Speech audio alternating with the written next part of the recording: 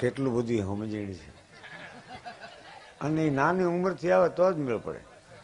ઘણા કહે છે 25 વર્ષ સુધીમાં બુદ્ધિ આવે તો આવે, બુદ્ધિનું નક્કીની હાથે ન આવે. પણ આ બધું આપનારી જનેતા છે, માના કોઠામાંથી મળે. માં કહે છે કે તું નાનો તો ના તો રમકડે રમી લે, કારણ કે પોપટ લાકડી ઘૂઘરા ધાવણી ફેરવી લે ને આજ રે એવા ફેરવી લે.